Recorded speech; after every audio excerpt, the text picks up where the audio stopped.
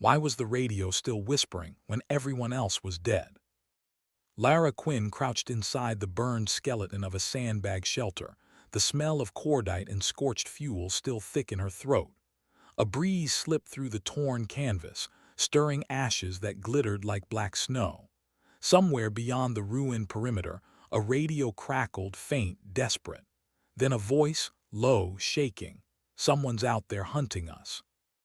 A single shot answered him, clean, silent, final.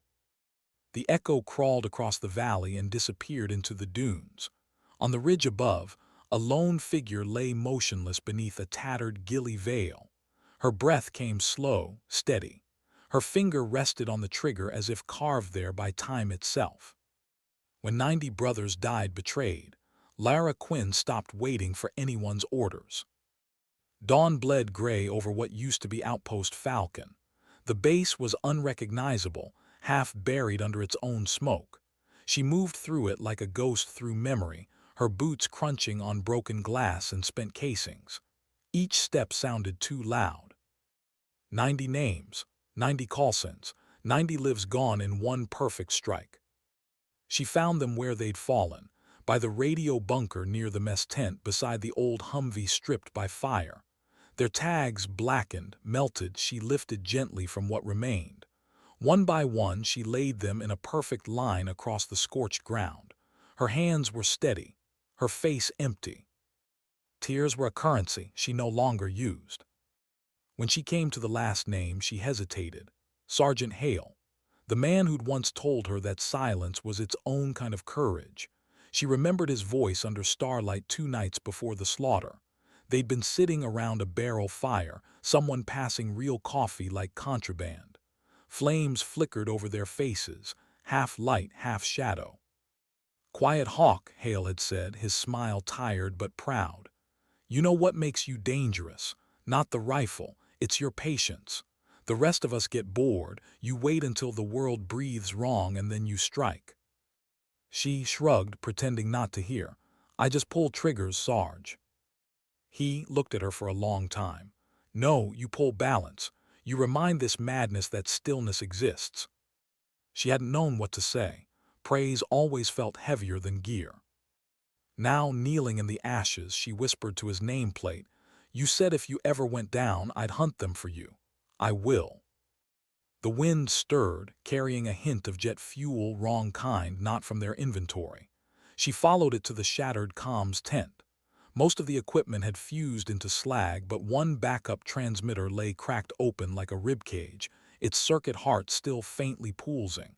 She wired it to a salvaged Humvee battery. The speaker hissed, alive again. Static, then a voice. English precise, detached. "Package delivered. 90 confirmed. Proceed to extraction point Tango 7. Her pulse slowed. She played it again and again. The strike had been too clean, too exact.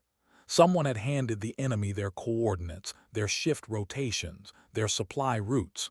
Someone inside the system. She sat back on her heels. Around her, silence pressed like weight. Betrayal had a sound, it was this. When she finally spoke, her voice was barely audible. "Someone wearing my flag did this." She closed her eyes.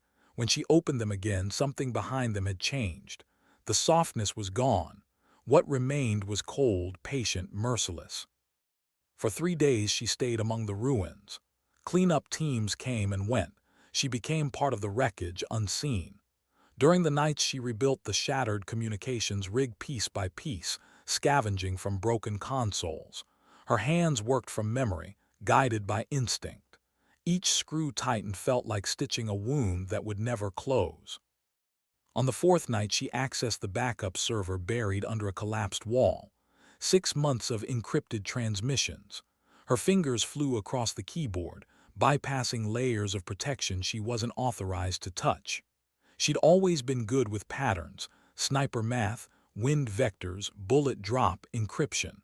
It was all rhythm. The pattern emerged slowly, 3 leaks in 4 months, each one timed before an operation, each one followed by coincidental enemy presence. But this massacre had been total annihilation. She traced the breach to one code source, a rotating cipher shared only between Spectre team leadership and one external coordinator at Central Command, Colonel Dalton Reeve. Reeve's file glowed clean, commendations, impeccable record until she reached the end. Deceased helicopter crash 14 months prior. Her hand tightened on the mouse. Someone was using a dead man's credentials. She ran the voice print from the intercepted message against the archive. The system processed for 40 seconds that felt like hours. Then it beeped. 3 matches, 2 retired, 1 active. Captain Nolan Pierce, Logistics Officer, Regional Command. A man who signed fuel requisitions and oversaw encrypted routing. Exactly the access needed to betray a team. Lara stared at his photograph. The kind of face people trusted automatically, square jaw, clean uniform, eyes that sold honesty. She memorized every line of it. She packed light, rifle, scope, 3 mags, water, the knife her father had given her before her first deployment, and one name tag, Martinez, the first to die. She slid it into her pocket over her heart. Before leaving, she stood before the line of 90 tags. The desert wind lifted her hair as she whispered, "This isn't revenge. Revenge is for the living. This is for the promise." She turned toward the dunes. The hunt began. In the following days, whispers spread through insurgent channels. A sniper they couldn't see. A woman who killed from distances beyond their reach. The locals began calling her the one who hunts. She smiled once at the translation. It fit. Her first target was the man who coordinated the ambush, the one who'd drawn Spectre team into the kill zone. He believed he was safe, surrounded by guards at dawn prayer. At 900 meters, Lara steadied her scope. The call to prayer rose over the desert, masking the faint crack that ended his world. She left Martinez's tag on his chest. The second and third targets were brothers bomb makers. She found them testing detonators in a workshop. Their laughter reached her through the scope, 2 men proud of their craft. She waited until they leaned close to inspect the wiring. 1 shot, 1 spark, silence. Each mission was ritual. Breathe in, calculate distance, wind, humidity, angle. Breathe out halfway, hold. The moment between heartbeats when the world stops. Squeeze, never pull. After each shot she whispered a name, a prayer for the fallen. But as the count rose, so did the voices chasing her. The 11th target, a contractor, American, made the mistake of stepping out for a cigarette. He never finished it. That one changed everything. His allies traced her firing position. They set a trap, abandoned building, staged chatter, heat signatures planted like bait. She saw through it instantly, walked in anyway, let them believe she'd taken it. They surrounded the building. She moved through shadows to the basement where fuel drums waited for transport, opened each valve, then walked out the back, calm, deliberate, 400 meters away before the first insurgent kicked the second-floor door.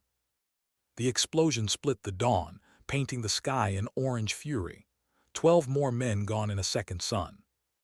She watched from the ridge, no triumph, no grief, only stillness. When the flames subsided, she approached, boots sinking into the soot. The air shimmered with heat.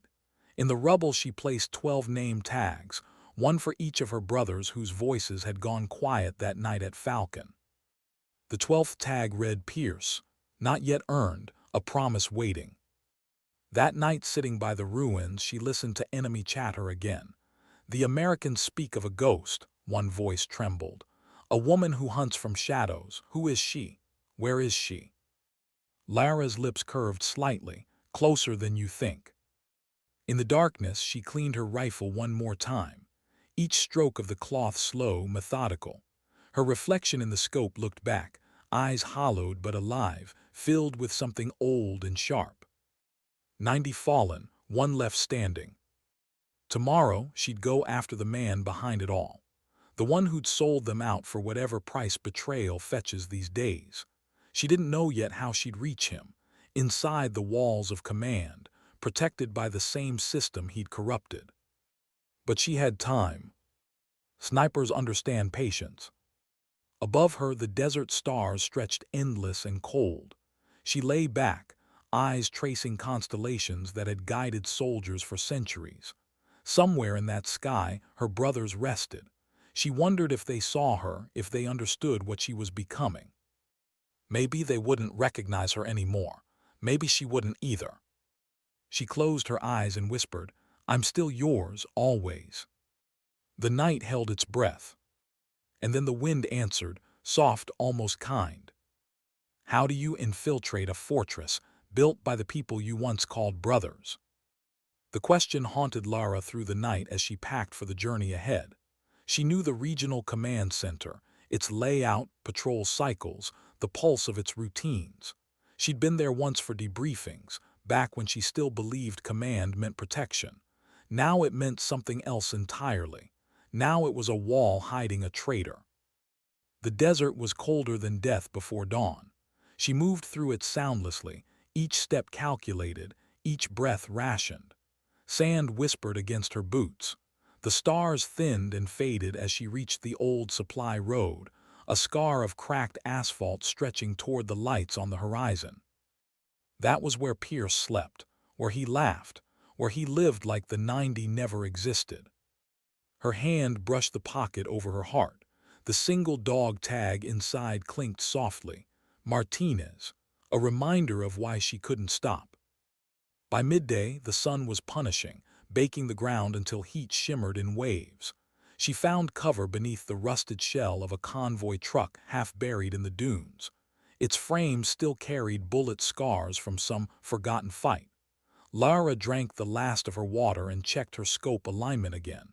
Not because it needed it, because ritual kept her mind steady. She'd been taught once that revenge burns fast, but justice smolders. Through the haze she watched a drone arc overhead, its sensor eye sweeping lazily. She crouched low, pulling a heat shield blanket over her shoulders. The drone passed. The road ahead led to the outer perimeter of the command center, triple-layer fencing, thermal motion sensors, and soldiers who'd been told ghosts weren't real. She smiled faintly at the thought. By nightfall she reached a ridge overlooking the base. From here she could see everything: the towers, the floodlights, the endless rhythm of order, every motion practiced, predictable. She studied it the way she studied wind. Patience, timing, silence. She waited until the moon dipped low, then began her descent. Crawling, breathing dirt. The ground smelled of oil and iron. Her body moved automatically, elbows, knees, until the fence loomed above her like a blade of steel. She clipped a small square of blackout fabric over the nearest camera, then slipped a loop cutter into the fence's wire mesh. Slow, steady pressure. One snip. Two. The sound lost in the hum of a distant generator. She slid through the opening, her silhouette dissolving into the base's shadow lines. Inside, the air felt different, sterile, humming with electricity and human confidence. Soldiers walked in pairs, laughing, smoking, unafraid. She envied them for that. Every building here had a sound memory in her mind. The mess hall where she'd once joked with engineers. The armory where she'd stripped and reassembled her rifle for inspection. The briefing hall where Colonel Reeve, before he was a name on a fake transmission, had told them Spectre's mission would change the tide of war. And then there was the command block. She slipped through its service entrance, using a stolen keycard she'd lifted from the body of a contractor 3 nights before. The door clicked softly open. Inside, light buzzed overhead. A janitor's cart sat abandoned in the hall. The air smelled of bleach and bureaucracy. Every step she took was a memory refusing to die. She reached the server wing. Racks of machines blinked in coded rhythm, green and blue like artificial stars.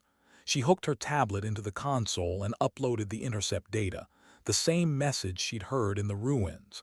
The system verified the voice signature. Match Captain Nolan Pierce. The name glowed on the screen like a wound reopening. She copied the evidence to a drive, encrypted it with her own biometric key, and slipped it into a pouch on her vest. Then she froze. Footsteps. Two guards approaching from the west corridor, talking low. She ducked behind a pillar, motionless. "Can you believe it?" one said. "They say she's real, the sniper, the one killing our enemies from God knows where." His partner snorted. "Stories. Every war's got one. Some ghost people make up so they can sleep at night." Lara almost smiled. If they only knew. When they turned the corner, she slipped past, heartbeat steady, invisible again. On the far wall hung a mirror polished to military precision. She caught her reflection, dirt-streaked face, wild hair tucked under a scarf, eyes that no longer belonged to the girl who joined the Navy 10 years ago. For a heartbeat, she didn't recognize herself. Who was she now? Not the sniper who waited 11 hours for one perfect shot. Not the soldier who laughed around campfires. Not even the woman Sergeant Hale once called Quiet Hawk. She was something else, something carved from loss and silence. She reached the administrative wing just before dawn. Through the glass wall she saw Pierce, alive, relaxed, laughing with another officer over a cup of coffee, his uniform perfect, his posture confident. He looked so ordinary. That was the cruelty of it. Evil never looks like the movies say it should. She raised the suppressed pistol, aligning the sights with the center of his chest. Her finger found the trigger. One shot, she could end it here. But then she heard Hale's voice in her head. "If I ever go down, you hunt them for me, but do it the right way." The right way. Her hand trembled, not from fear, but from memory. The faces of her 90 brothers and sisters flickered in her mind like a slideshow of ghosts. She lowered the weapon slowly. Killing him would be clean, too clean. He'd die ignorant of consequence. No, he needed to be seen, exposed, judged. Justice, not vengeance. She stepped back into the hall, breathing hard. She'd take the evidence to General Briggs himself. The man was ruthless but fair, the kind of commander who carried weight in silence. If anyone could handle this without burying it, it was him. The next morning, she sat hidden behind a line of cargo containers as the base came alive. Convoys rolled out. Helicopters lifted into the gray dawn. She waited until the first security rotation shifted, then walked straight through the front gate. Dust covered her uniform. Her boots were torn. Her dog tags clinked softly as she passed the checkpoint. The guards stared, recognition flickering in their eyes. "Lieutenant Quinn," one of them breathed. "You're supposed to be." "Dead," she finished for him. "Yeah, can you take me to General Briggs?" He hesitated, then nodded, radioing ahead. Minutes later she was inside the briefing hall, its air conditioning cold enough to bite. The officers sat around the long table, dozens of medals catching the light. At the head stood General Briggs, gray-haired, posture like carved stone. He looked up as the door opened. "Lieutenant Quinn," he said slowly, "you shouldn't be here." "Neither should he," she replied, eyes locking on Pierce across the table. The room fell silent. She walked forward, boots echoing like drumbeats. Without a word, she dropped the small drive onto the polished wood. It slid to a stop before Briggs. "That's your answer, sir," she said. "The voice you've been hearing on the enemy intercepts. The one that gave them Spectre's coordinates." Briggs's eyes flicked from her to Pierce. "That's an accusation," Pierce said, standing, his voice smooth. "She's delusional, traumatized. I've read her file." "Sit down, Captain," Briggs said quietly. Pierce didn't move. "Sir, you can't possibly." "Sit down." The authority in the general's voice cut through the air like a blade. Pierce's mouth closed. Briggs plugged the drive into a terminal. The speakers hissed. Then the voice filled the room, Pierce's voice. Unmistakable, calm, professional. "Package delivered. 90 confirmed. Proceed to extraction point Tango 7. Payment in full as agreed." For a moment, no one breathed. Briggs stopped the playback, looked up. His expression was unreadable. "MPs," he said into his calm. "Conference room A now." Pierce's composure cracked. "Sir, listen to me. You don't understand. I had orders." "From who?" Briggs asked softly. Pierce hesitated. "It was above my clearance, black budget channels. I was told it was containment protocol." "Containment of what?" "Spectre team," Pierce whispered.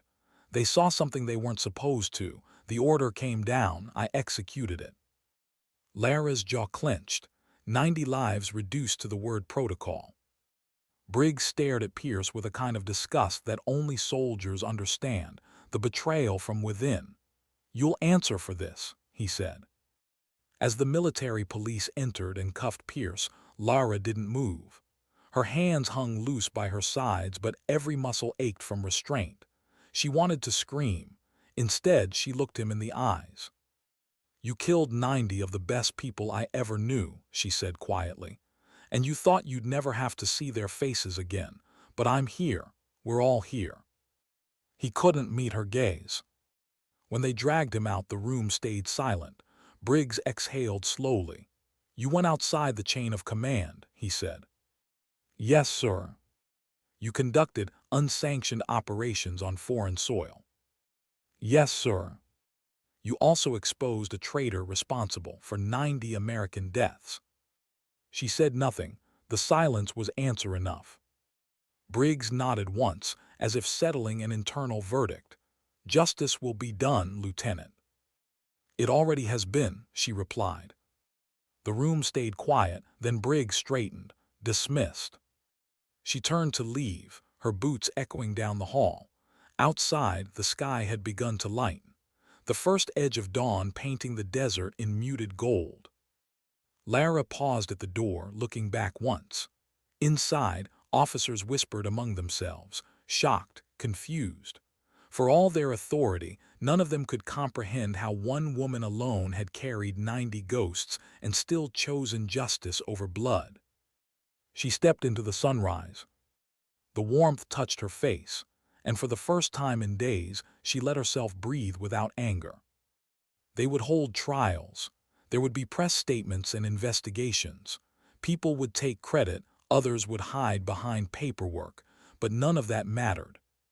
Spectre team was gone, and she'd kept her promise.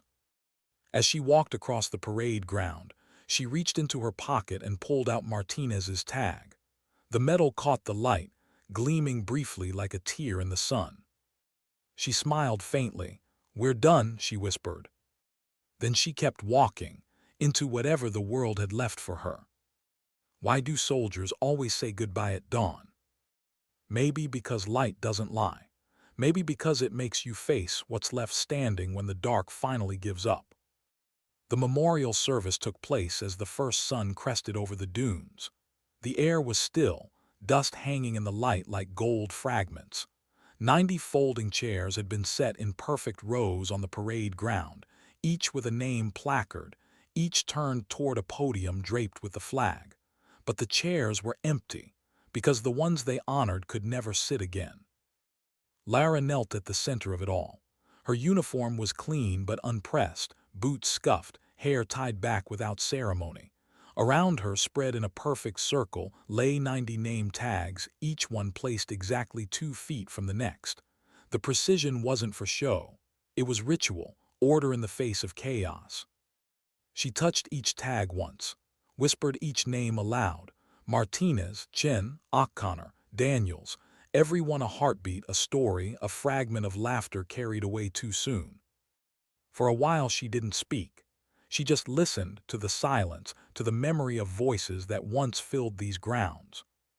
Then slowly the words came. "Martinez could fix anything," she murmured. "Engines, radios, even people when they were falling apart." Chen sang off-key like it was his mission. Daniels wanted to teach kids when this was over.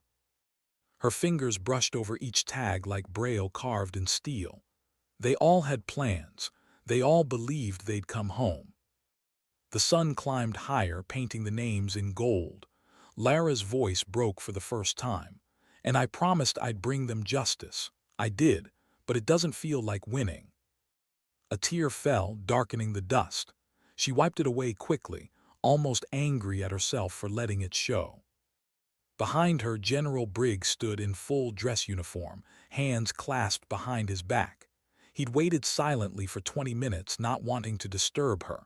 Around him, rows of soldiers stood at attention, hundreds of them. No one moved. No one spoke. They'd all heard the stories. The sniper in the dunes, the ghost who hunted the hunters, the woman who avenged her fallen unit and brought a traitor down from within their own ranks. Some called her reckless, others whispered legend, but no one doubted what she'd done. Briggs finally stepped forward, slow, deliberate. "Lieutenant," he said quietly. She didn't look up. "Sir, you've done more than anyone could have asked." It wasn't enough. Briggs glanced down at the circle of tags. The wind tugged gently at the edges as if trying to scatter them, but they stayed put, lined, perfect, unmoved. "Sometimes," he said, "it's not about enough. It's about not letting it happen again." Lara looked at him then. His eyes were tired, lined from years of carrying too much death on his shoulders. But there was something else in them, too. Respect. He held a folded flag in both hands.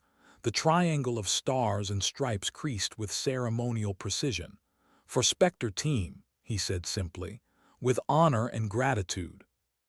She rose slowly, dust clinging to her knees. When she took the flag, it felt heavier than she expected, like it carried more than fabric, like it held every heartbeat that once filled this place. "They were the best of us," she whispered. "They were," Briggs agreed, "but so are you, Lieutenant." She looked down, uncertain. Compliments had always felt strange, undeserved. "I broke rules, sir." "Sometimes," he said, "rules aren't written for what the heart understands." Silence hung between them. Then Briggs nodded toward his driver, who stood a few paces back holding a leather pouch.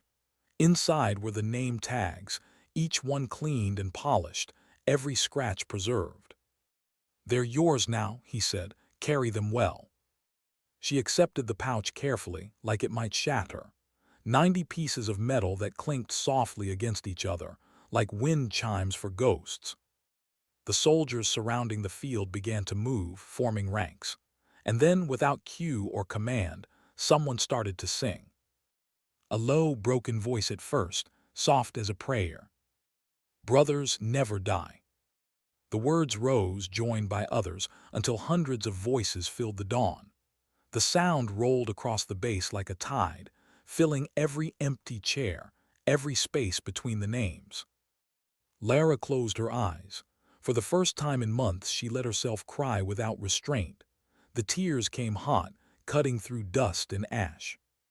General Briggs didn't speak. He simply stood at attention, hand raised in salute. He knew what this meant. This moment wasn't ceremony, it was communion. The living speaking to the dead one final time. When the song ended, the silence that followed felt sacred.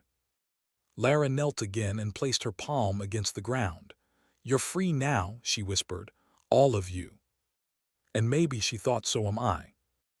Hours later, the parade ground stood empty. The folding chairs had been removed, the podium packed away.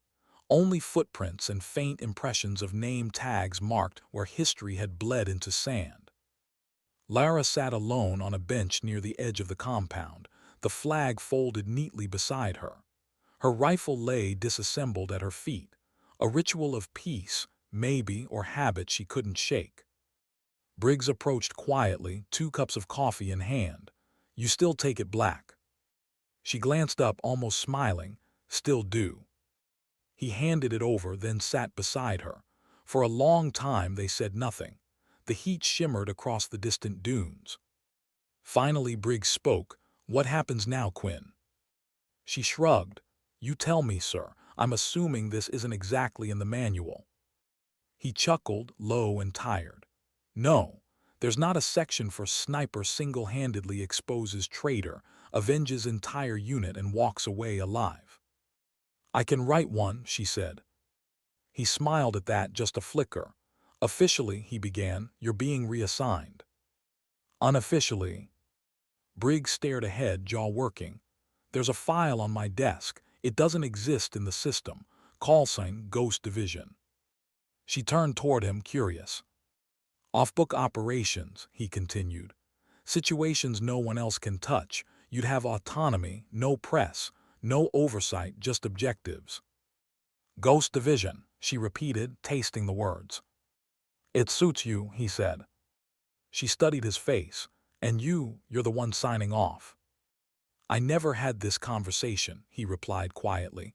You were never here. Spectre team was avenged by forces unknown. The war goes on. Something shifted in her chest, a strange mixture of relief and sadness. You trust me that much? Briggs turned his head. You've already proved what you'll do when you believe in something. I just want to see what you'll do when you're not running from ghosts. Lara looked down at the folded flag. The weight of it in her lap felt different now, less burden, more compass. Permission to keep these, she asked, gesturing to the pouch of name tags. Granted. She nodded once quietly. Then I'll carry them, always. Briggs stood, brushing the dust from his uniform. We'll be in touch, or maybe we won't. Either way, sir, she said softly, thank you. He paused, looking at her one last time. You know, he said, most soldiers fight wars to survive. You fought one to remember. She didn't answer. She didn't need to. When he left, she sat there a long while, staring at the horizon. The desert stretched endlessly before her, vast, merciless, beautiful. It reminded her of herself. In her pocket, the name tags clinked as she stood. She slung her rifle over her shoulder and started walking, not toward the barracks, not toward command, but toward the open land beyond the wire. The guards at the gate watched her go. None stopped her. Maybe they understood, maybe they were afraid to. The sun climbed higher, bleaching the sky white. Each step she took carried her farther from what she'd been and closer to something unnamed. At the ridge, she stopped and looked back. From this distance, the base was a cluster of geometry, metal, wire, order. But she knew inside those walls, someone was probably already rewriting reports, adjusting files, sealing the truth under layers of clearance. She smiled faintly. Let them. Truth had its own way of surviving. She knelt at the top of the ridge and opened the pouch. 90 name tags gleamed in the light. She ran her fingers through them like water. They made a sound, a faint, delicate chime. Still with me, she whispered. For a moment she imagined them there. The voices, the laughter, the steady hands of her brothers and sisters. Not as ghosts, but as echoes of purpose. Then she rose, fastened the pouch to her belt, and started down the far side of the ridge. The wind picked up behind her, carrying a whisper through the canyons. Quiet hawk. She turned once, eyes scanning the horizon, but there was nothing, only the wind. Still she smiled. Because sometimes dignity doesn't speak, it simply acts. How do you rebuild trust when your country once betrayed you? The question lingered like a weight in Lara's chest as she descended the ridge that morning. The desert stretched ahead, endless and wordless. Behind her, the outpost shrank into a memory, just metal, dust, and ghosts. Ahead lay something she didn't yet understand, orders that didn't exist, a mission that couldn't be spoken, and a name that already felt like an echo. Ghost Division. For the first time in months, she felt something close to curiosity.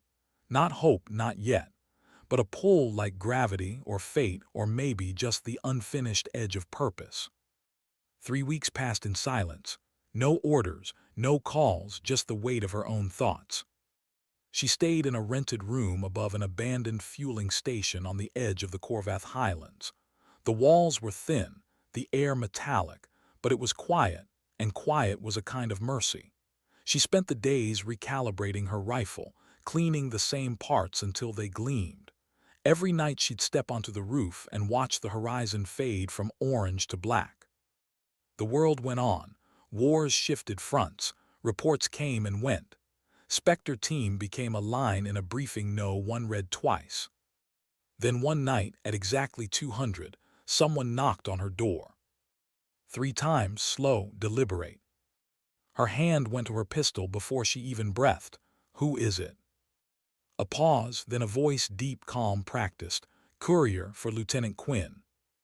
She cracked the door open just enough to see. A man stood there in civilian clothes, tall, dark jacket, no insignia, no expression. He held a black envelope sealed with a single silver mark, a serpent devouring its tail. The same symbol tattooed on her wrist. Her breath caught. "Who sent you?" The man smiled faintly. "You already know." When she looked again, he was gone. Inside the envelope, 1 page, coordinates, a time, and 3 words written in a hand she recognized. "Trust is earned. Briggs." She packed within minutes, rifle, sidearm, tags, nothing else. The night swallowed her as she moved out, the road long and empty. By dawn, she reached the coordinates, a canyon carved by wind and centuries, invisible from above. A single hangar sat hidden at its base, half buried in shadow. Inside, 5 figures waiting, none in uniform, all watching her with the same quiet measure of professionals who'd seen too much and said too little. The man at the center stepped forward. He was older, with hair gone steel gray and eyes that missed nothing. "Lara Quinn," he said, voice low but steady. "You're late." "Didn't know this was a reunion," she replied. "It's not," he said. "It's a beginning." He extended his hand. "Commander Elias Vorn, Ghost Division." She didn't take it right away. Trust was a slow burn. He smiled like he understood. "Fair enough. Let me show you why you're here." They led her inside a briefing room built of concrete and silence. Maps lined the walls, no flags, no insignias, just coordinates and code names. Each red mark represented something that wasn't supposed to exist. Rogue operations, deniable missions, failures buried under layers of classified files. Vorn pointed to a cluster of them circling a border region. "You see these? Supply convoys, civilian relief runs, all ambushed by the same group, paramilitaries with tech they shouldn't have, intel they couldn't possibly access." "Inside leak," Lara said instantly. He nodded, just like Spectre. The word landed like a blade. "We've been tracking patterns," he continued. "Whoever's feeding them isn't some lone trader, it's a system, a chain of people moving through shadow channels. We call it the ledger." "And you want me to hunt them?" "No," he said. "We want you to lead the hunt." Lara looked around the room. The others watched her, silent, waiting. One woman adjusted her earpiece. A man in tactical gray polished a knife methodically. None wore rank. None wore names. "Why me?" she asked. Vorn's answer came without hesitation. "Because you already did what every one of us was too afraid to. You walked into hell, uncovered betrayal, and still didn't lose your soul." She almost laughed. "You don't know that I didn't." He smiled faintly. "I can see it in your eyes. The people who lose their souls stop asking why. You still do." For a long time she said nothing. Then she asked, "And if I say no?" Vorn's expression didn't change. "Then you walk away. No record, no leash. The world will forget you, but the next Spectre team won't be so lucky." The silence stretched until it broke on its own. "When do we start?" she asked. They began the next morning. The facility wasn't a base, not in the conventional sense. No flags, no salutes, just a series of rooms carved into rock, soundproofed, nameless. Training was unlike anything she'd known. There were no shouted commands, no ranks, only focus, precision, silence. Every morning began the same way. A single bell at 400. Run the ridge trails in full gear. No time markers, just breath and endurance. Then range practice, not for accuracy alone, but for adaptability. Wind cross shifts, mirror shooting, moving targets. Vorn observed everything, taking notes but never speaking unless necessary. By the 3rd week she noticed something. This wasn't training soldiers, it was forging ghosts. Each member of the division came from somewhere different. One was a demolitions expert dishonorably discharged for disobeying a direct order to save civilians. Another, a linguist who'd vanished from military databases 5 years ago. A medic who'd worked in black sites. A pilot grounded for questioning a strike order.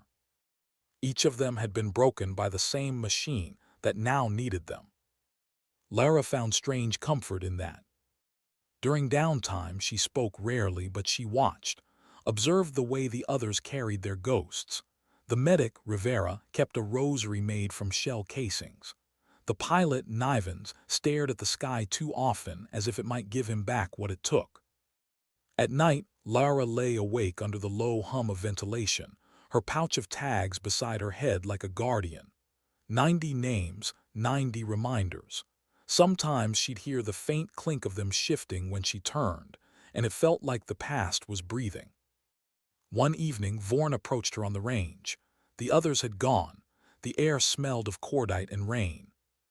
"You shoot like you're trying not to miss the past," he said quietly. She didn't look at him. "I don't miss. The past misses me." He studied her. "You still carry them. Every day." He nodded slowly. "Good, but don't let them weigh you down so much you forget why you survived." "Why did I?" she asked. "That's what we're here to find out." The first mission came suddenly. No briefing, no build-up. Just a single order slid under her door at midnight. Objective: intercept convoy Beta 6. Location: Delta Ridge Crossing. Compromise risk: high. Status: deniable. She geared up in silence. At 300, Ghost Division moved like shadows through the canyons. No chatter, no lights, only the hum of suppressed engines and the rhythm of breath through comms. The convoy appeared below, 6 trucks moving slow, carrying aid supplies. The thermal scan showed otherwise. Weapons, tech crates, encrypted transmitters. Lara watched through her scope. The lead driver checked his mirror every few seconds, nervous. The kind of nervous that comes from knowing you're smuggling something worth dying for. She exhaled, aligning crosshairs over the third truck's engine block. "Confirm target," Vorn whispered through comms. "Confirmed. Execute." The shot echoed once, muted by the canyon. The truck erupted in smoke. Engines screamed. Chaos unfolded. Rivera and Nivens moved fast, flanking the convoy from opposite ridges. Within minutes, the survivors were on their knees, hands raised. Lara approached the crates. She brushed the dust from a metal case and froze. Inside, marked not with enemy insignia, but American. Department of Defense, classified. Her stomach turned cold. "Sir," she said into comms, "we've got friendly marks here." Vorn's voice came back steady. "Not friendly, Lieutenant. Confirm contents." She cracked the lid. Rows of small devices gleamed, miniature transponders, the same kind used for precision strikes. Each one registered a unique signal, each one tagged for coordinates. She felt her pulse quicken. "These are targeting beacons." "Yes," Vorn said. "The same model used to mark Spectre's outpost." She looked up sharply. "You knew." "I suspected, now we know." The truth hit her like recoil. "We're not just hunting insurgents, we're hunting our own." Vorn's silence said enough. They exfiltrated before sunrise, leaving no trace but tire scars in the sand. Back at base, Lara sat alone in the debrief room. The tags on her belt felt heavier than ever. The hunt she'd thought ended with Pierce wasn't over. It had just gone deeper. When Vorn entered, she didn't stand. "How far does it go?" she asked. He leaned against the table, folding his arms. "Farther than any of us can see. The ledger isn't just corruption. It's systemic. Someone's selling coordinates, authorizations, missions, all for profit. And every time, people like Spectre pay the price." She stared at him. "And Ghost Division cleans up the blood. Until we find who's spilling it." Lara looked away. "Justice starts to feel smaller every time we get closer." "Then make it bigger," he said. "That's what you do." She thought of the flag folded in her locker, of Briggs' voice calm and certain, "The war goes on." Maybe it always would. But that night when she lay down, she reached into the pouch and drew out one tag at random. Hale, the sergeant who'd made her promise by the firelight. She held it tight in her palm, whispering to the silence, "Still keeping it, Sarge, just in darker places." The wind outside moaned against the rock, carrying dust across the hangar's roof. She listened until she fell asleep, her hand still curled around the tag. How many lies can you serve before they start sounding like orders? The question wouldn't leave her mind. It followed her through the cold corridors of the Ghost Division compound, whispering between the hum of lights and the echo of boots. It had been 2 weeks since Delta Ridge. 2 weeks since Lara saw those American insignias stamped on crates meant for the enemy. 2 weeks of silence. No briefings, no explanations, just that same gnawing thought, how deep did it go? She spent the nights cleaning her rifle, though it didn't need it. She told herself it was about readiness. But the truth was simpler. Ritual kept her sane. The rhythm of cleaning, the smell of oil, the weight of steel, familiar things in a world that no longer felt familiar.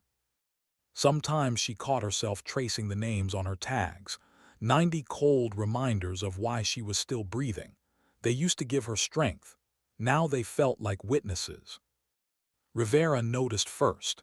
"You're quieter than usual," he said one morning while they sat by the mess table. "I didn't think that was possible," she replied. He smiled weakly.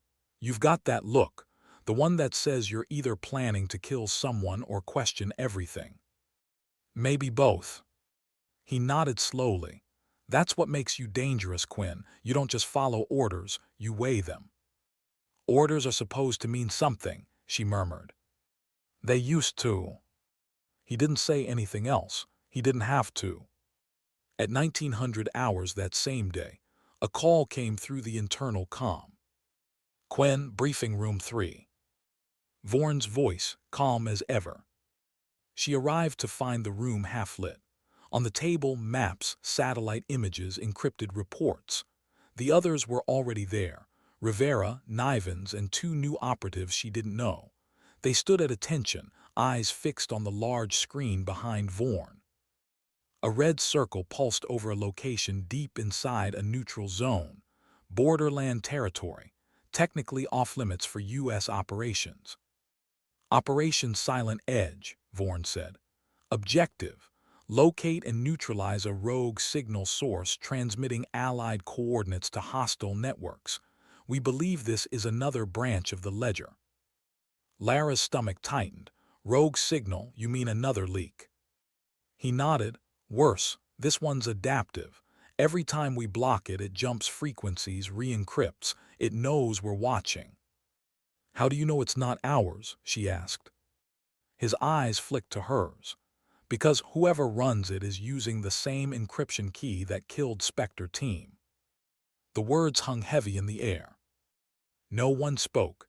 The room seemed smaller suddenly, the light sharper. "When do we move?" she asked quietly. 0500, he replied. The desert at dawn looked like rusted gold. Wind carved fine trails through the sand, whispering secrets only ghosts could hear. Ghost Division moved in silence, 2 black vehicles weaving between dunes, engines muffled. Lara sat in the lead truck, eyes scanning the horizon through thermal goggles, every movement measured, every breath deliberate. They reached the perimeter of an abandoned mining complex.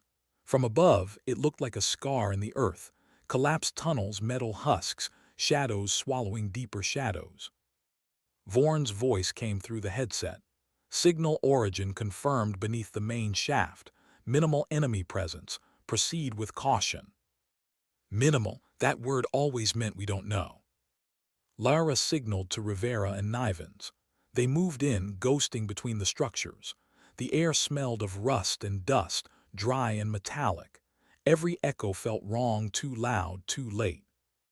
At the mouth of the mine, she paused. Her gut said something was off. The sand was disturbed, too recent.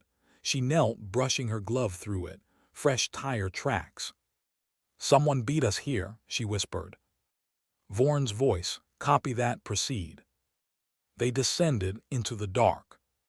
The deeper they went, the colder it got. Moisture clung to the air. The beams of their lights cut through dust like thin blades. Lara's pulse slowed into sniper rhythm, steady, unflinching. Then she saw it, the source. A small transmitter perched on a crate, blinking faintly, but beside it something else. Bodies. 3 men in civilian clothes, 2 shot cleanly in the head, 1 strangled. Rivera knelt beside them. No insignia, no IDs. Lara scanned the area. "These aren't insurgents." "No," Rivera said quietly, "they're us." She turned toward him sharply. "What?" He lifted the collar of one man's shirt.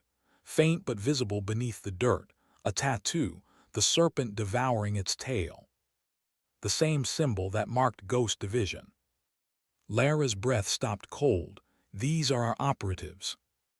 Vorn's voice came through comms, calm as ever. "Quinn, report." She hesitated. "We found the source and 3 bodies, division marks." Static filled the line for a moment. Then, "Understood. Secure the transmitter and return to base."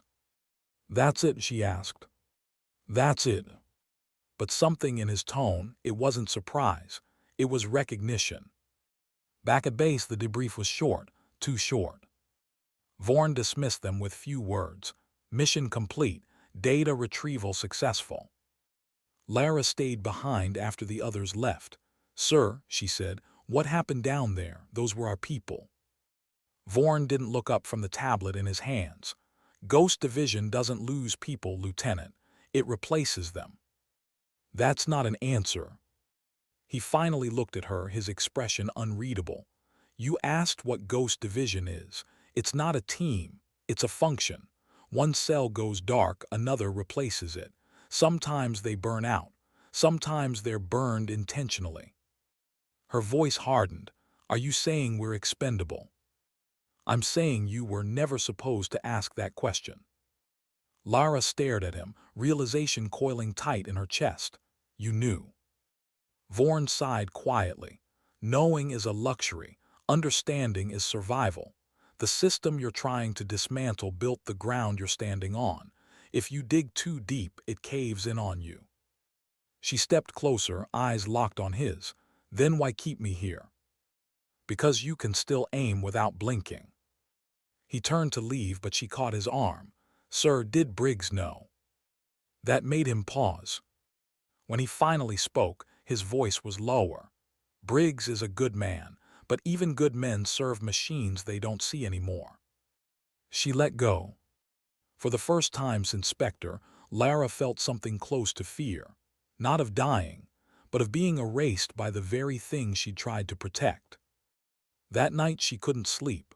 The air in her quarters felt thin, mechanical. She sat at her desk, the pouch of tags beside her, 90 names staring back, 90 reasons to keep fighting. She opened her tablet, pulling up the encrypted files from the transmitter. Most were scrambled, but one line of code repeated: Echelon Gate. She cross-referenced it through military archives, black budget ledgers, anything she could find. The deeper she went, the more access denied messages appeared, until one file opened. An old photograph filled the screen. General Alan Briggs shaking hands with a man she didn't recognize, tall, clean-cut, same steel-gray hair as Vorn. The caption read, "Joint Task Oversight Ghost Division Prototype Program." Her breath caught. Briggs hadn't just known, he'd built it.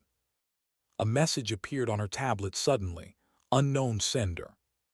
"You're digging in the wrong grave, Quiet Hawk." Then the screen went black.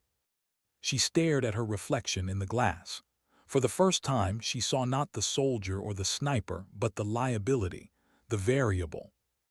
Maybe Vorn was right. Maybe this machine had already decided what she was worth. But as she looked at the tags, at the faint reflection of her own eyes, she whispered, "Then I'll decide how this ends." The following morning, she stood in the observation bay overlooking the hangar.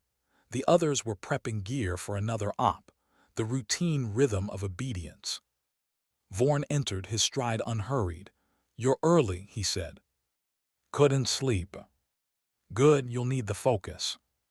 "What's the mission?" He handed her a file. Codename, Seraphim, objective classified until wheels up. She opened it.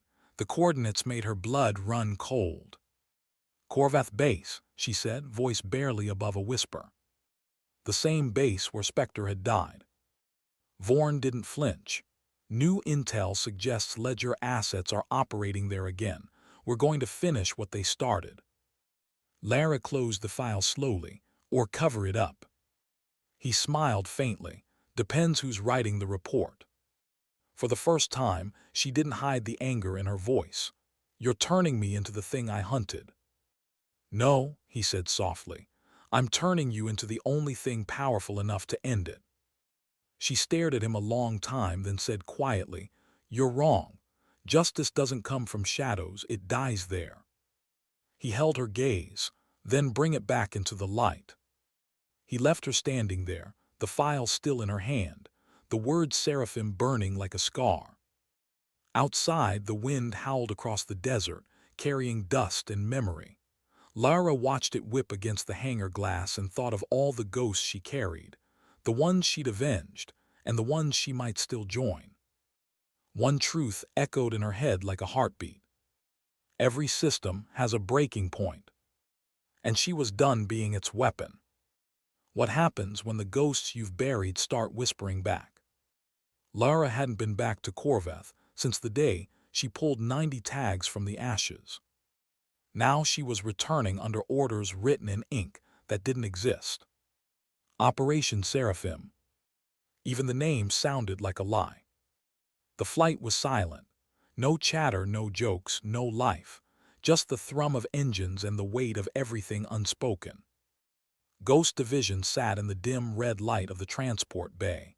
Rivera checking med kits, Nivens loading drones, the new recruits pretending not to be afraid. Lara didn't speak. Her eyes stayed fixed on the ground between her boots, her mind circling one thought: they're sending me back to bury the truth. Across from her, Commander Vorn watched in silence. He always did. There was a calmness about him that felt like a weapon in itself. The kind of calm that only comes from knowing more than everyone else in the room. 2 minutes to drop, the pilot called through the comm. Lara checked her rifle, chambered around, and looked out the small window. Below, Corvath spread out under the moon, bleached ruins and wind-carved scars. The same soil that drank her brother's blood. The same soil that had turned her into something she no longer recognized. "Welcome home," Rivera said softly beside her. She didn't answer. They landed in the valley east of the outpost, same place she'd once hidden for 3 nights after the massacre. The air smelled the same, dust, cordite, and grief that never left. Vorn gave the order quietly, "Fan out, standard recon pattern. We verify the signal source, secure the perimeter, and extract. No heroics." Lara's lips twitched. "You sure you called the right team?" He didn't rise to the bait. "Eyes open, Lieutenant. We're not the only ones looking." They split into pairs, moving through the broken skeleton of the outpost. Lara's boots crunched on the same gravel path she'd walked that morning after the slaughter. She could still see flashes of it, the smoke, the bodies, the soundless ringing in her ears. The ghosts were louder here. She reached what had once been the comm's tent. The ground still bore faint scorch marks where the generator exploded. Rivera trailed behind her, flashlight sweeping the debris. "Feels wrong being here," he murmured. "It always did," she said. He hesitated. "You ever think maybe this place isn't cursed? Maybe it's just unfinished?" She stopped, turning toward him. "Then let's finish it." They pressed deeper into the ruins until her detector beeped, low and steady. A signal. She crouched, brushing sand from a half-buried panel. A small metal plate blinked red under the dust, an active transponder. "Rivera," she whispered, "we've got something." He knelt beside her. "That's military grade. Same model as the ones we found on Delta Ridge. Her pulse quickened. Whoever placed this, they've been here recently. She toggled her comm. Vorn, we found a beacon. Coordinates sending now. Static crackled, then his voice. Copy, hold position, do not engage. The line went dead. Rivera frowned. Do you ever notice how he always says hold position right before something bad happens? She almost smiled. Every damn time. Then movement. A flicker at the edge of her vision, a figure slipping between the collapsed walls, then another. Contact, she whispered. Gunfire erupted, sharp and precise. Bullets sparked off the stone near her head. She dropped low, returning fire. Rivera dove beside her, shouting coordinates. Who the hell are they? He yelled. Lara peeked over the rubble. The attackers moved like professionals, tactical gear, disciplined spacing, no panic. Not insurgents, soldiers. She felt her stomach twist. They're ours. Then why the hell are they shooting at us? Maybe they don't know who we are. But the thought rang hollow. She saw their faces briefly, clean uniforms, the insignia of a unit she'd never seen before. They weren't confused. They were erasing witnesses. Fall back, she ordered. They retreated through the maze of ruins, ducking behind burned-out vehicles. She fired 3 rounds, each one deliberate, each one dropping a man who'd once worn the same flag she did. Rivera was bleeding from the arm when they reached cover behind a concrete wall. We can't stay here, he gasped. She checked his wound quickly. Through and through, you'll live. Good, because I'd hate to die on the sequel. Even bleeding, he could still joke. That was Rivera. She toggled the comm again. Vorn, we're under fire, hostiles in U.S. gear, request extraction. No response. She tried again. Command, do you copy? Silence. Then a different voice crackled through. Negative, Lieutenant Quinn, stand down. Her heart stopped. She knew that voice. General Briggs. The static cleared, and his voice came through calm, steady, almost fatherly. I need you to disengage, Lara. You've walked into something you don't understand. Her pulse roared in her ears. Sir, with respect, I understand perfectly. You're covering up the ledger. He sighed. It's not a cover-up, it's containment. There are operations the public isn't ready to know about. People who keep the balance by any means necessary.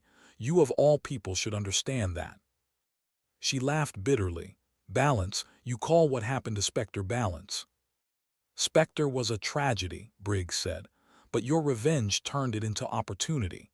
Ghost Division was born from that fire. It's bigger than both of us now. Her hand trembled around the comm. You built this machine. You fed it. It protects the world, he said simply. No, she whispered, it feeds on it. Before she could reply, the line went dead again. Rivera's voice pulled her back. Lara, we've got company. 3 shapes emerged through the smoke, weapons raised. She recognized one instantly, Vorn. He walked forward calmly, lowering his rifle. Stand down, Lieutenant. Her eyes narrowed. You knew you set us up.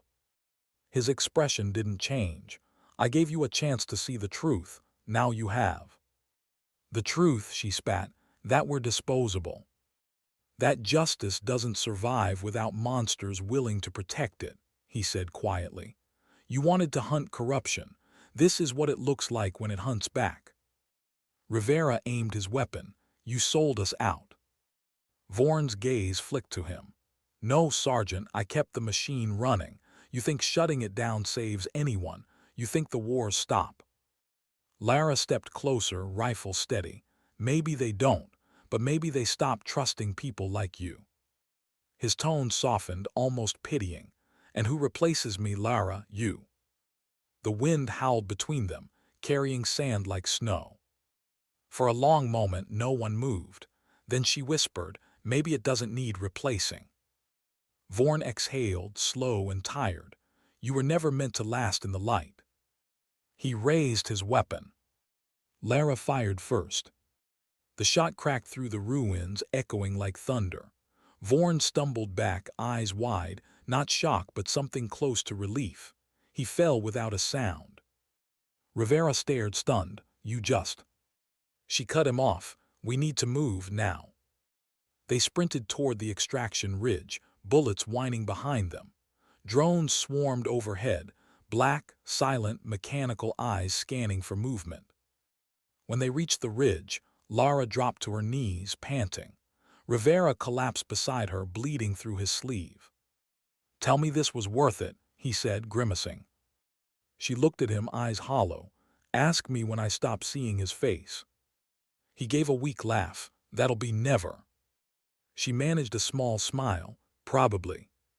From their vantage, the outpost burned again, smaller than before but bright enough to light the valley. The same fire, the same place. It felt like time folding in on itself. By the time they reached the extraction zone, the transport was gone. "Looks like Command didn't get the memo," Rivera muttered. Lara checked her compass.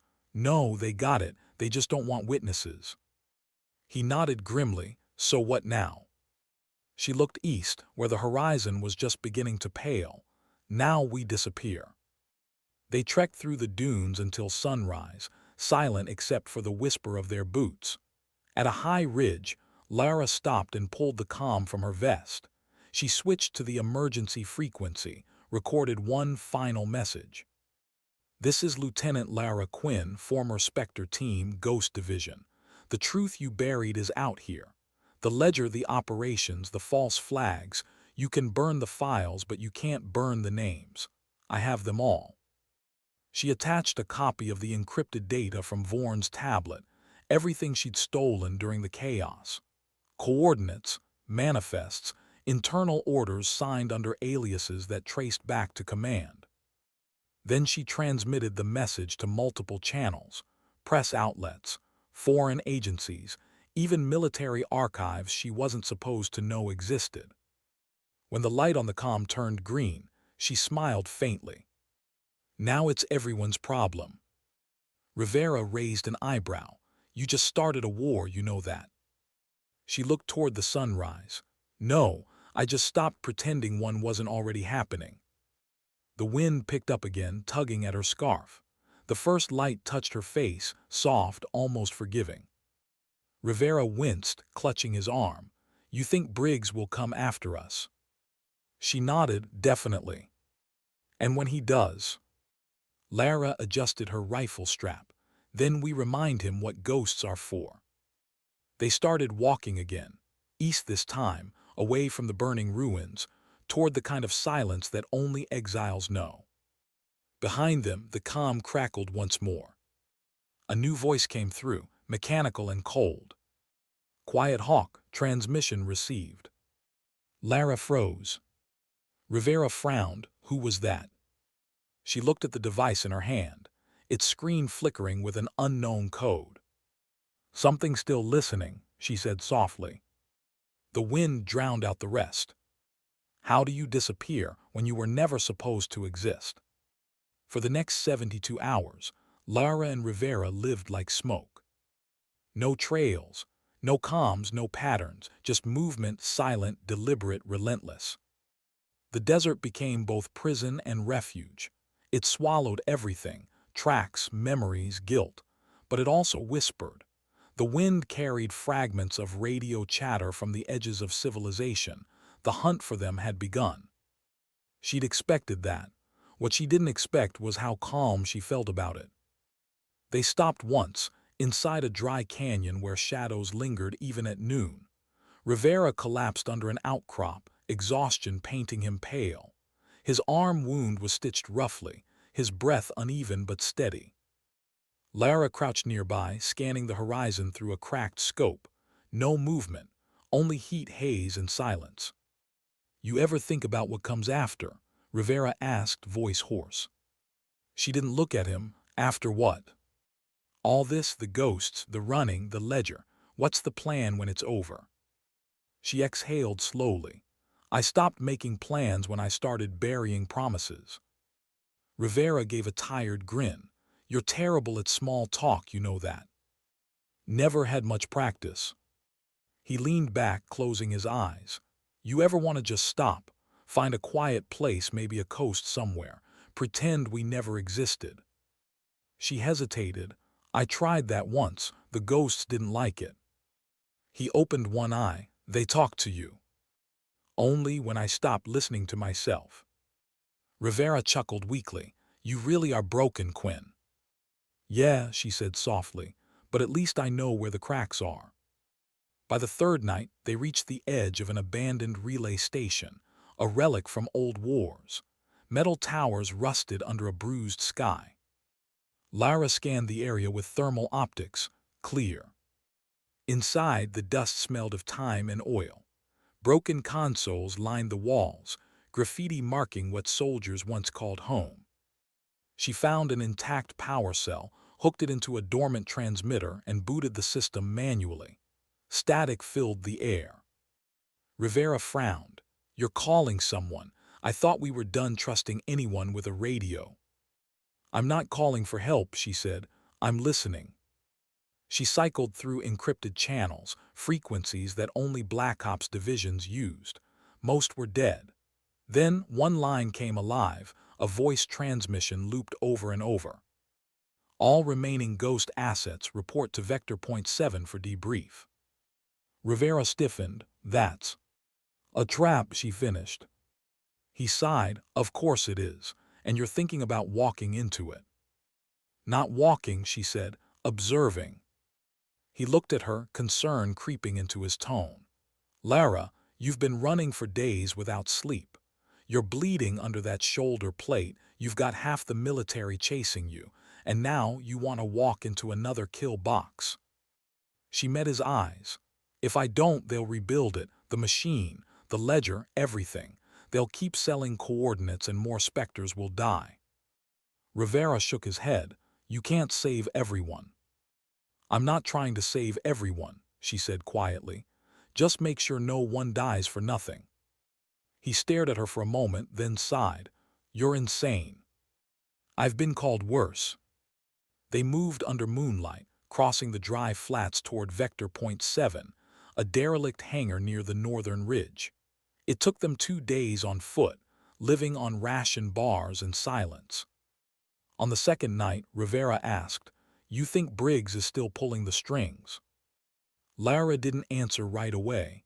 The stars above looked sharp enough to cut. Briggs believes he's protecting something.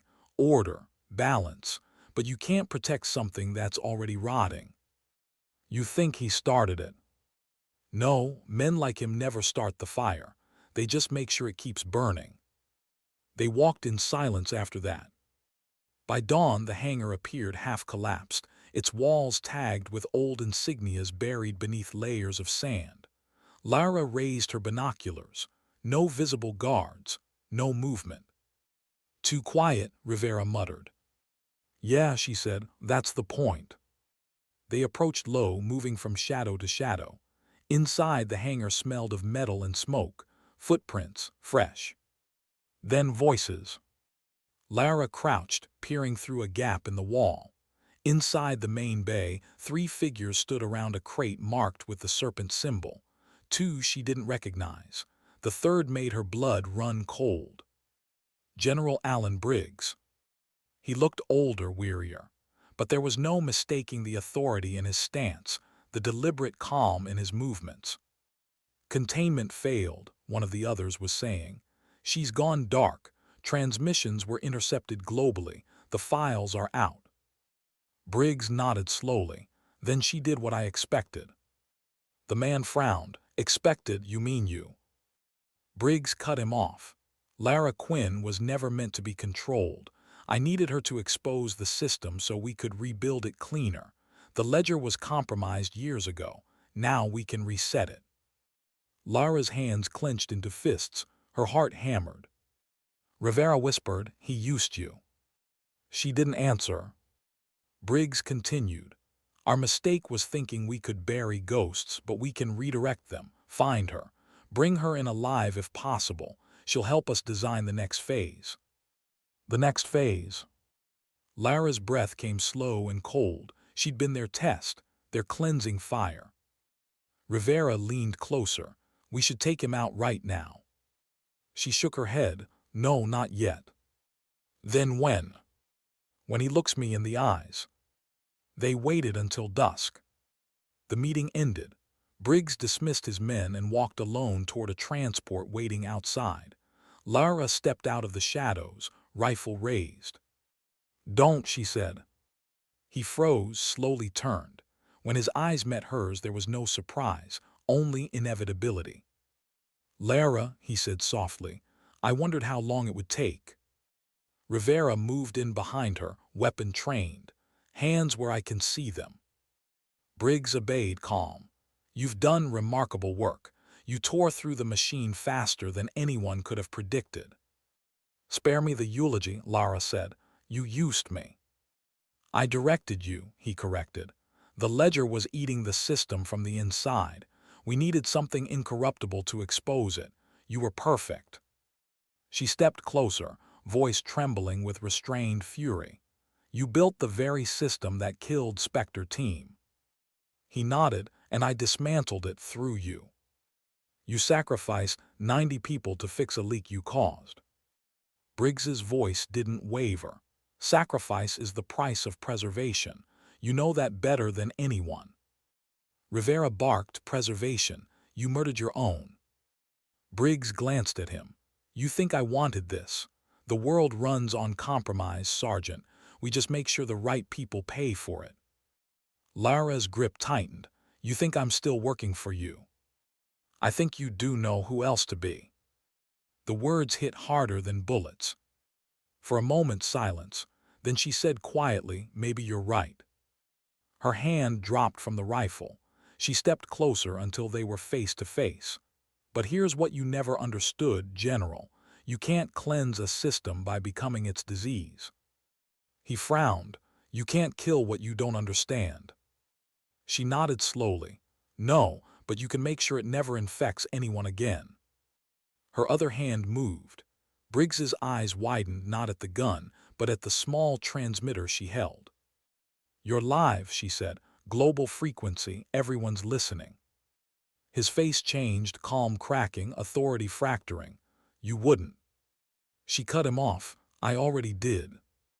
Static hissed in the distance, followed by voices, news channels, international feeds, encrypted comms bursting alive with the words of the man who just confessed to engineering betrayal and blood for control.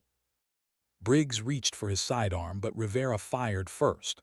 One clean shot to the shoulder, non-lethal but decisive. He dropped to one knee, gasping. Lara stood over him, calm, almost sad. This isn't revenge, sir. This is what the truth looks like when you stop hiding it. Briggs looked up, pain in his eyes, not physical, but the pain of a man watching his empire unravel. You think this changes anything, he rasped.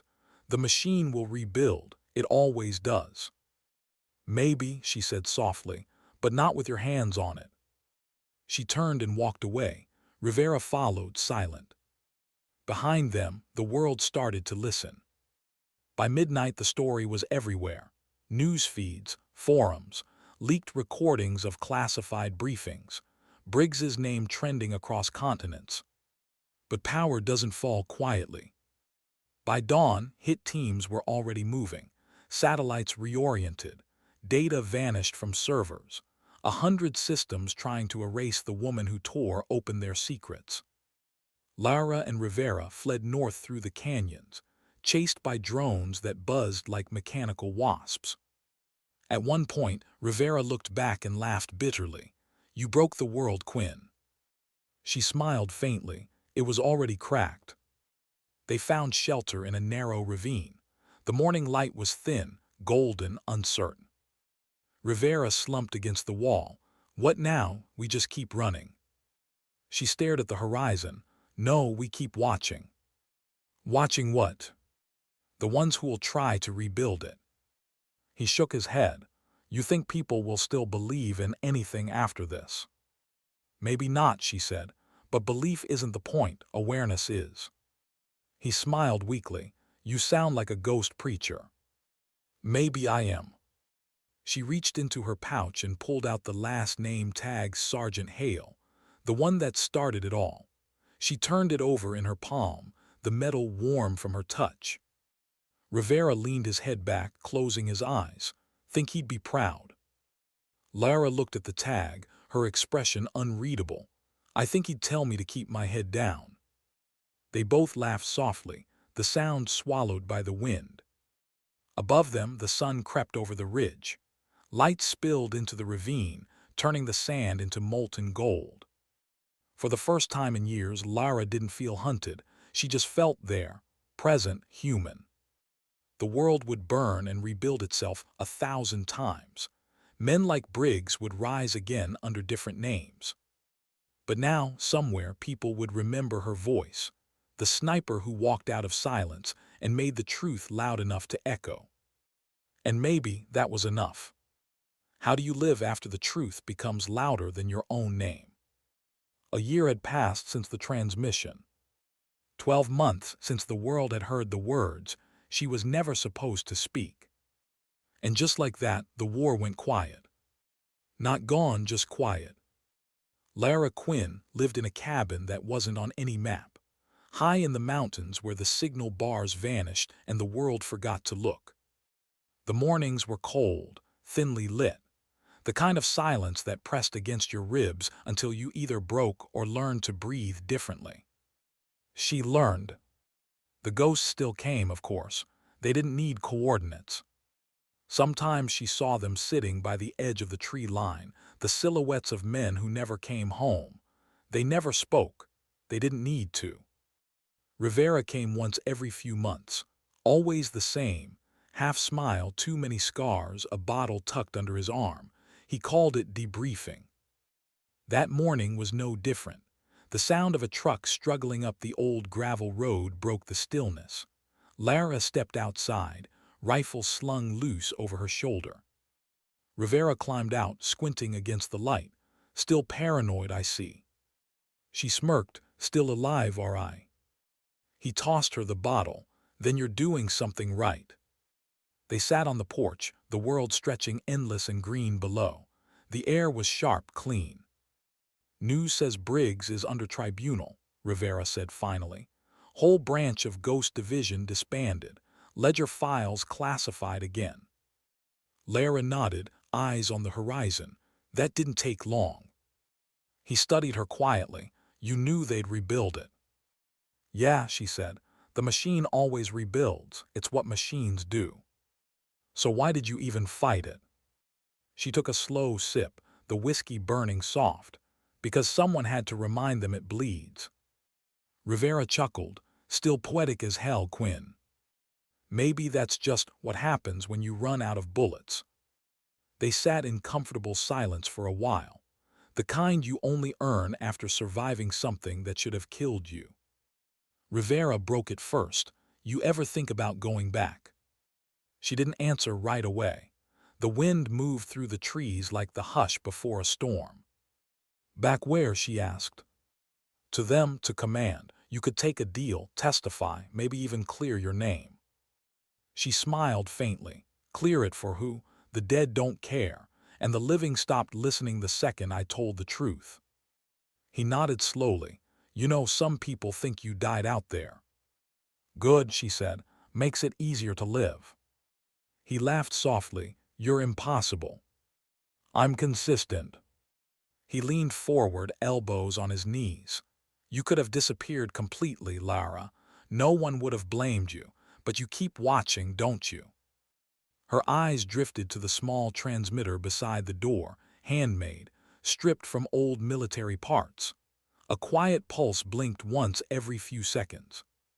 Someone has to, she said. You think it makes a difference? Not yet. Rivera sighed.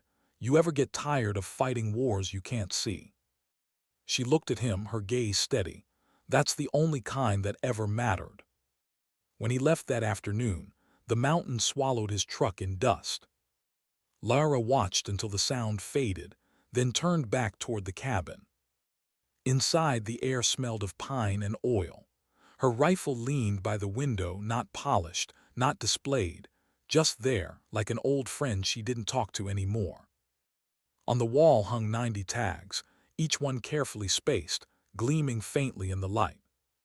Every morning she touched them, every night she counted them. She sat down at her desk, an old map spread before her, lines, names, scars of the world she once fought for.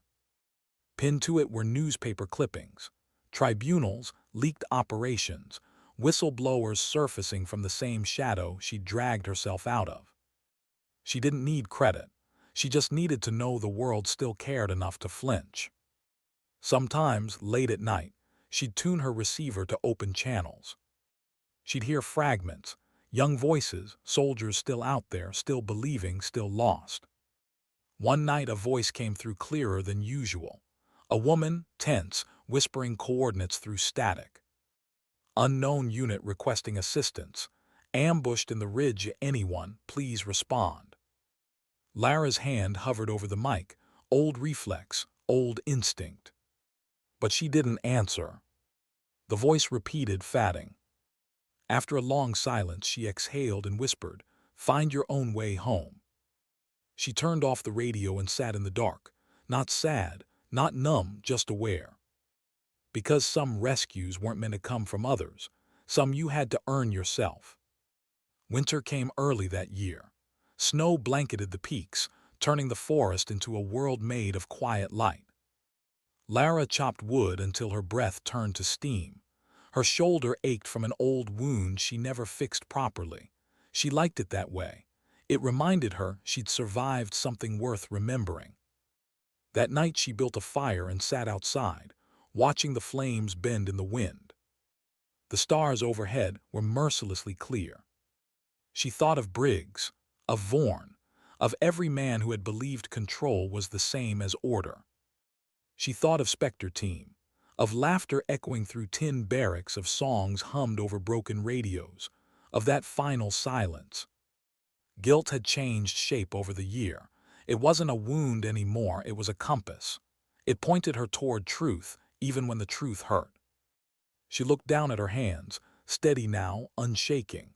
The hands of a sniper who'd finally stopped aiming at ghosts. In the spring, a letter came. No sender, no signature, just coordinates and a note. They're rebuilding the network under a new name. Lara studied it for a long time. The wind rattled the paper softly. Part of her wanted to burn it. Part of her wanted to pick up her rifle again. Instead, she folded it carefully and slid it under the 90 tags. Rivera visited a week later, found her on the porch again, same spot, same silence. "You got the letter?" he asked. She nodded. "So what now?" She smiled faintly. "Now I let someone else take the shot." He looked surprised. "You sure about that?" "Yeah," she said. "The world doesn't need another ghost, it needs witnesses." He watched her quietly for a moment. "You really think you can just stop?" "I can listen," she said, "and when the next one rises, I'll be here, to remind them what not to become." Rivera leaned back, chuckling softly. "You're a strange kind of peace, Quinn." "Peace isn't clean," she said.